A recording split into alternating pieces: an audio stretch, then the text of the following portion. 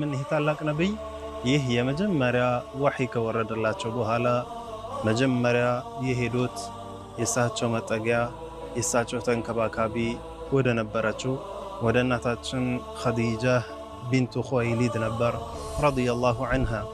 ወደ እሷም በመሄድ ዘሚሉኒ ዘሚሉኒ በማለት ተናገሩ። ሸፍኑኝ ደብቁኝ በማለት ተናገሩ።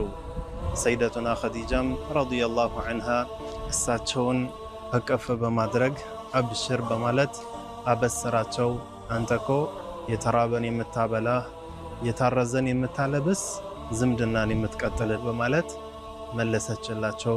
ቀልባቸውን አረጋጋችላቸው።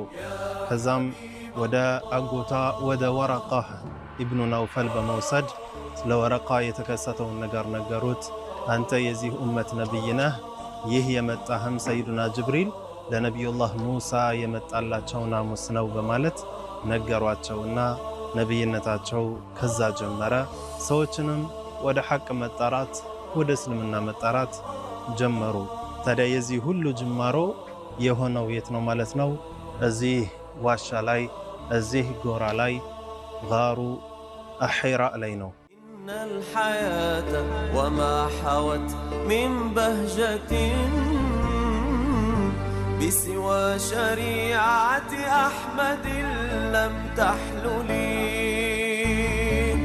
لم يضمني ظمأ الفؤاد من الهوى إلا جعلت صلاة أحمد منهلي. يا ترارو سم جبل النور يبالال من داتك علي ترارو جبل النور يبالال. የዋሻዋ ስም ደግሞ እሳቸው እየገቡ አላህን ዒባዳ ያደርጉባት የነበረችው ይህች ቦታ ደግሞ ጋሩ ሒራ ትባላለች። የሒራ ዋሻ በመባል ትታወቃለች። እዚች ቦታ ነው እንግዲህ እኒያ ታላቅ ነብይ ይህ ትልቁ መልእክት የወረደላቸው። እዚህም ያለውን በረካ አላሁ ተባረከ ወተዓላ ከሚወፈቁ ያድርገን። ማ ኻበ መን ጀዐለ ረሱለ ረጃአሁ ወሰዓ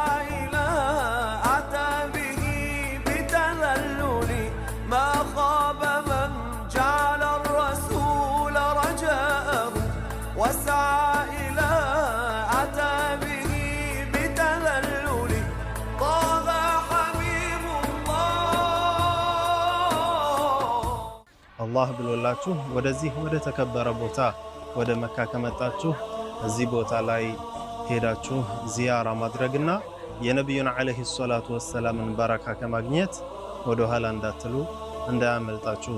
አላሁ ተባረከ ወተዓላ ኸይሩን በሙሉ ይወፍቀን። ሁላችንንም ሐጅና ዑምራን ይወፍቀን። በዛውም እነዚህን የመሳሰሉ ታሪካዊ ቦታዎችን ለመዘየር አላህ ይወፍቀን። السلام عليكم ورحمة الله وبركاته.